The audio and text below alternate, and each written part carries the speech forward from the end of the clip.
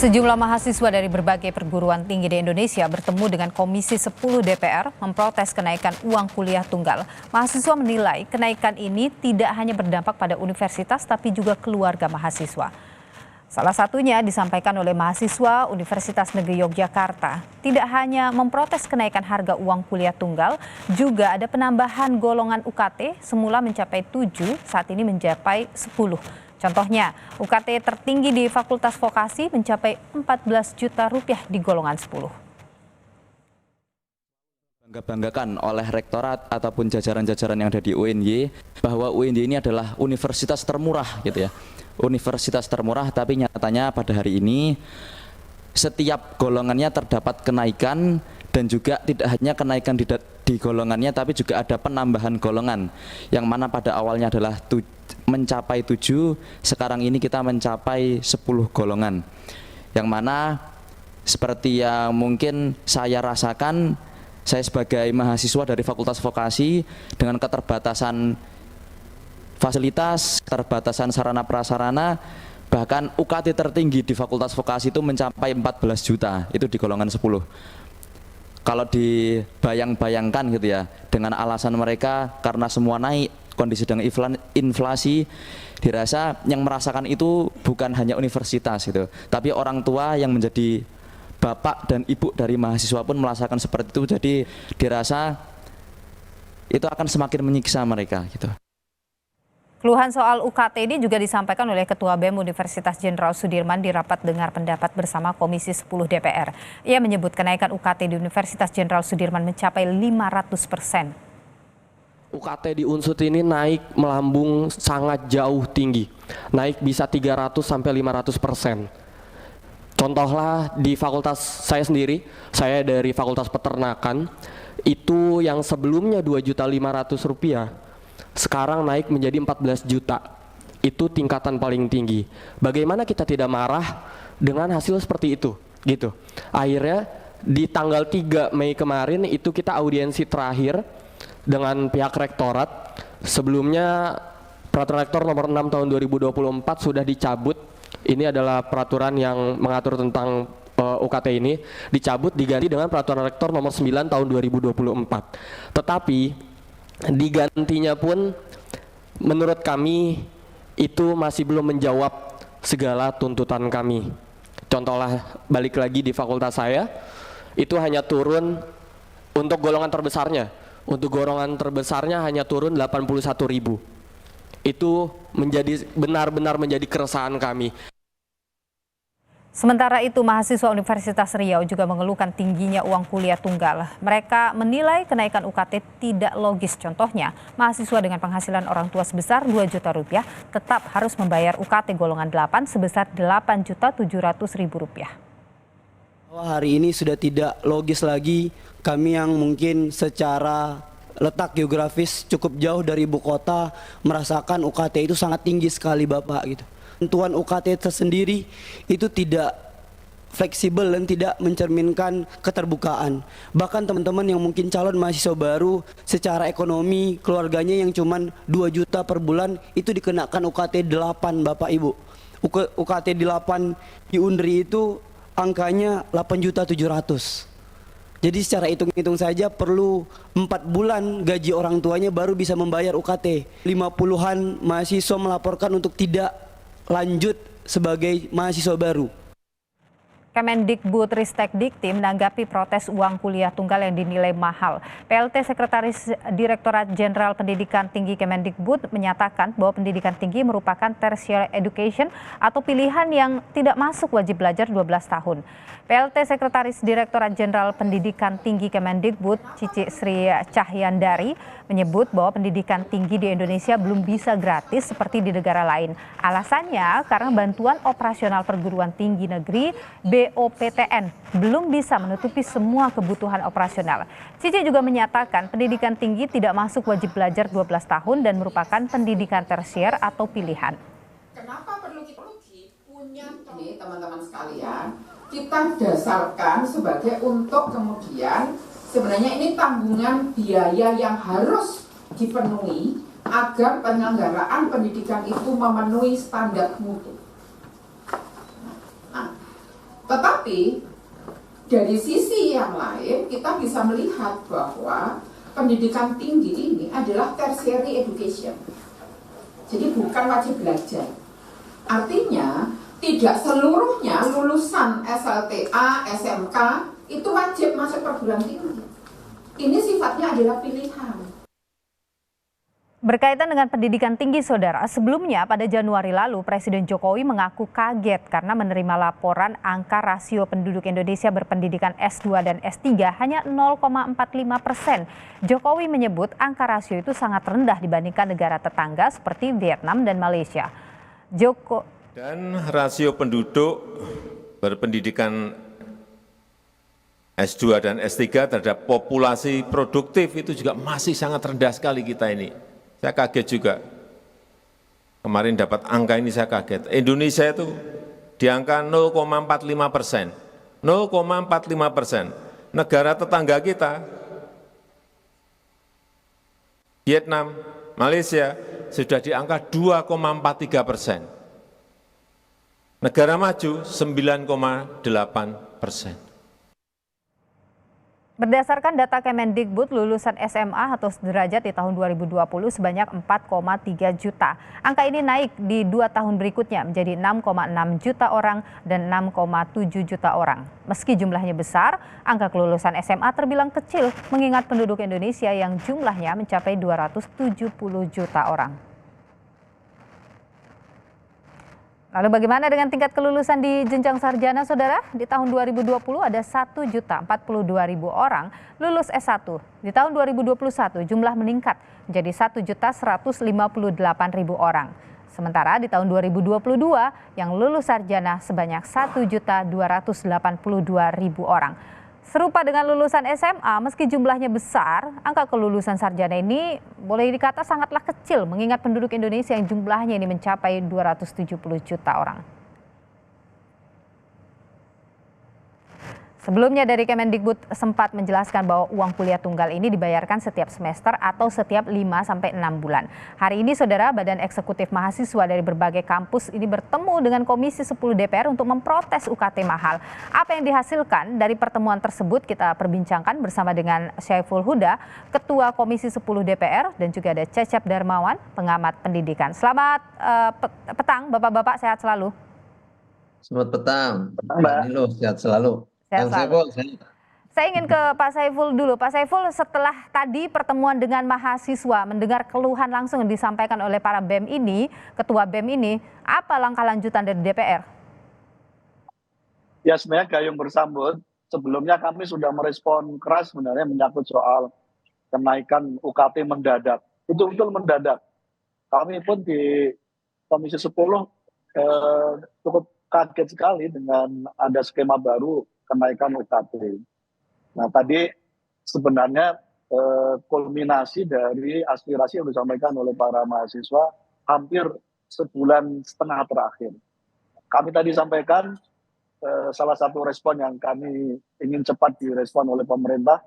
Kita minta pemerintah, terutama Kemendikbud, untuk mencabut Permen nomor 2 tahun 2024. Karena di situ mengatur terkait dengan standar UKT atau standar satuan pembiayaan.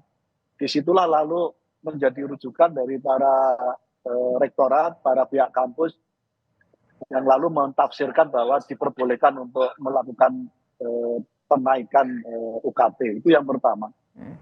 Yang kedua, kebetulan 2 hari sebelumnya, karena kebetulan kami baru masuk masa sidang kelima ini, kami merespon terkait dengan dinamika pembiayaan pendidikan kita yang terus naik ini. Kami sudah membentuk panja pembiayaan pendidikan. Jadi panja ini akan bekerja selama 2 bulan ini untuk memastikan pemerintah harus punya standar baku yang lalu tidak bisa diotak-atik di tengah jalan bagi kampus manapun, termasuk bagi sekolah manapun. Indeks biaya pendidikan kita ini penting untuk ditetapkan oleh pemerintah supaya volume APBN kita betul-betul diafirmasi untuk pendidikan. 20% pendidikan kita yang setara itu dengan 665 triliun, yang dikelola oleh Kemendikbud hanya 85 triliun. Oke. Jadi masih jauh sekali, dan itulah lalu kenapa termasuk berisiko terhadap pembiayaan pemerintah terhadap perguruan tinggi. Ini yang kedua. Yang ketiga, kami ingin mempertegas cara pandang Kemendikbud melalui Prof. CJ bahwa pendidikan tinggi adalah tertiary education.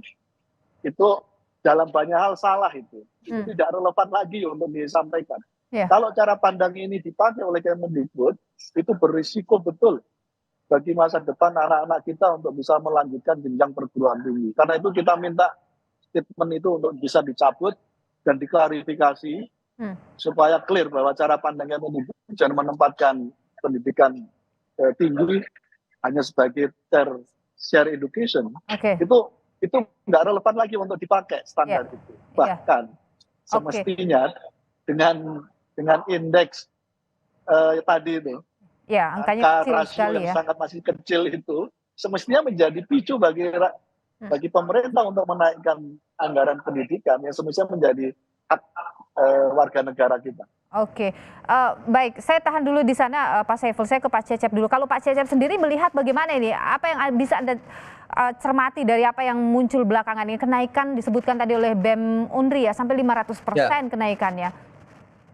Ya, ini menurut saya pemerintah harus cepat turun tangan ya. Karena nampaknya Kang Saiful nih, ya kampus-kampus makin mahal. Padahal Presiden kan sudah mengingatkan tuh, betapa ya lulusan kita itu dibanding dengan negara lain, khususnya di S1, S2, S3 masih tertinggal. Dan data dari kita juga kan yang melanjutkan dari SLTA ke perguruan tinggi itu hanya 31%. Nah, itu kan artinya ya rata-rata lama sekolah kita yang juga masih jauh ya, masih 8, sekian. Ini kalau perguruan tinggi makin mahal artinya ini sudah terjadi liberalisasi. Diserahkan pada pasar. Apalagi tadi ya dari Kemendikbud menyebutnya apa, tersier. Menurut saya betul, keliru, harus dicabut tuh. Ya, itu berbahaya itu bagi bangsa dan negara. Seakan-akan lepas tangan. Ya, dan pendidikan kan masih ranah publik dan tidak boleh pendidikan menjadi swastanisasi, liberalisasi ya. Jadi persoalan utama menurut saya sepakat nih Pak Saiful ya. Persoalan utama itu tadi yang disebut berapa, 85 triliun ya untuk pendidikan tinggi, itu terlalu kecil. Oke. Dan nomenklatur 20% pendidikan nih persoalannya di sini. Ini yang harus dikaji ulang ya. Bagaimana 20% itu tepat sasaran, jangan lagi dibebani oleh gaji guru, gaji dosen, dan nomenklatur lain di luar operasional dan investasi untuk pendidikan. Jadi DPR, nah untuk ke depan nih, ya 20% itu khususlah untuk investasi dan operasional pendidikan, persekolahan dan kampus di bawah Kementerian Pendidikan. Ya, dan kementerian lain yang tentu juga mungkin itu juga ada pendidikan, tetapi untuk operasional dan investasi. Yang keduanya, kampus juga harus dievaluasi. Sebenarnya kami ya, saya yakin lah pimpinan perguruan tinggi juga nggak mau KT itu mahal-mahal. Ya, tetapi karena bantuan dari pemerintahnya tadi ya sedikit, tidak cukup. Yang mestinya juga sebetulnya kampus harus kreatif. Jadi awalnya dari situ dulu, soal anggaran yang tidak proporsional untuk pendidikan ini, begitu Pak Cecep Anda menilai? Maka ada melonjak seperti ini. Betul, tidak proporsional dan tidak berkeadilan. Bayangkan, ya 85 triliun jadi apa untuk perguruan tinggi kita? Kalau kita hitung semua negeri swasta kan ada 4.500-nya. Betul ya Pak Saiful, kurang lebih segitu. Oke. Apa? 85 triliun gitu. Pak Saiful, jadi ini kalau tadi Anda menyatakan bahwa ada beberapa catatan yang akan Anda sampaikan pemerintah, kapan ini kemudian Kemendikbud akan dipanggil untuk kemudian segera merevisi misalnya atau membicarakan lebih detail soal anggaran pendidikan ini? Panja pembiayaan pendidikan sudah kita bentuk dan mulai minggu depan kita akan memanggil pihak Kemendikbud. Karena kita ingin semua hasil rekomendasi panja yang rencana hanya 2 bulan ini, biasanya agak panjang panja, tapi ini kita perpendek, supaya semua asumsi RAPBN tahun 2025 sudah menggunakan cara baru dan menggunakan alokasi baru. Kalau tidak, pasti akan tidak ada penyelesaian. Karena itu kita menuntut, sebenarnya isu soal 20% sudah lama terus kita suarakan. Iya. Tapi sekali lagi belum menemukan momentumnya. Tadi saya sampaikan 85 triliun itu keseluruhan Prof. Cecep. Yang untuk perguruan tinggi hanya 35 triliun. Oke. Nah, apalagi Kita bisa itu kan. bayangkan. Ini Nah, kalau karena DPR mendorongnya mau gimana nih? Kan sekarang anggaran untuk pendidikan itu di angka 20%. Kalau DPR mau mendorong menaikkan jumlahnya lebih dari 20% atau pembagiannya yang lebih proporsional ke pendidikan tinggi atau gimana, Pak Syaiful? Lebih kepada porsi yang harus dikelola oleh Kemendikbud harus diperbesar. Oke. Jadi, Berarti menambah 20% lebih dari anggaran. 20% anggaran pendidikan gitu? Nggak usah. 20% itu tadi saya sampaikan, setara dengan 665 Ya. triliun. Yang dikelola oleh Kemendikbud hanya 85 triliun. Oke. Kita ingin tahun depan dari 665 triliun, 20% mandatory spending untuk pendidikan itu, paling tidak dikelola oleh Kemendikbud 250 triliun deh. Kalau itu terjadi, biaya operasional yang bisa diberikan pemerintah kepada kampus-kampus kita bisa sesuai dengan kebutuhan. Karena tidak akan ada lagi judul mahasiswa protes gara-gara UKT dinaikkan dan bahkan mendadak seperti tahun ini. Atau tidak bisa lanjut kuliah karena masalah UKT yang begitu tinggi. Itu kan yang jadi ini. Tapi itu hal yang possible tidak sih Pak Syaiful? Mungkin tidak itu kemudian bisa dialokasikan untuk anggaran 2025? Sangat mungkin. Kalau ada komitmen bersama bahwa soal pendidikan adalah prioritas dan tulang punggung masa depan kita, sangat mungkin. Karena kami kan pada posisi tidak sepenuhnya itu. Dari 665 triliun, kami harus merekomendasikan tolong coba ditambahkan deh ke Kemendikbud tidak 85 triliun, tapi 200 triliun misalnya. Itu aja sudah bisa menyelesaikan beberapa isu pokok pendidikan kita.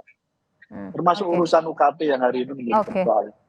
Oke, Pak Cecep, kita kan bicara 2045 Indonesia emas. Tentu kita membutuhkan orang-orang yang atau anak-anak yang punya pendidikan yang bagus, edukasi yang bagus untuk menciptakan Indonesia yang lebih hebat begitu.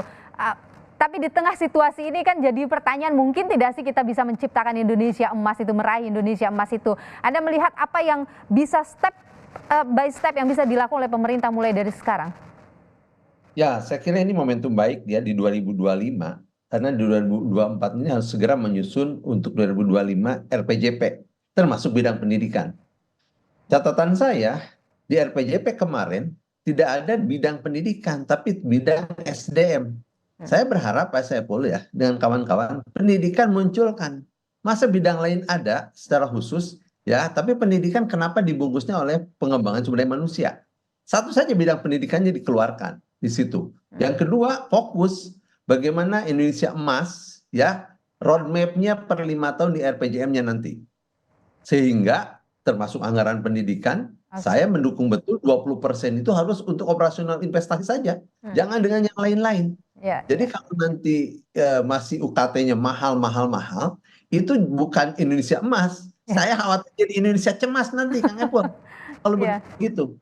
Jadi supaya Indonesia-nya tidak cemas dan jadi Indonesia emas, ya, anggaran pendidikan tolong 20% untuk investasi dan operasional pendidikan. Itu yang paling penting dimulai ya. Dan orang-orang yang dari kelompok marginal ya dibantu betul dapat beasiswa. Kalau itu dilakukan, insya Allah Indonesia emas. Baik, kita tentu menantikan ini. Kami juga sudah mencoba sebenarnya untuk menghubungi dari pihak Kemendikbud, namun sampai dengan kita menayangkan saat ini pihak dari Kemendikbud belum bisa dan belum berkenan untuk bisa kita wawancara di Sapa Indonesia Malam. Terima kasih Ketua Komisi 10 DPR, Bung Syaiful Huda, dan terima kasih juga Pak Cecep Darmawan, pengamat pendidikan, sudah berbagi pandangan bersama kami.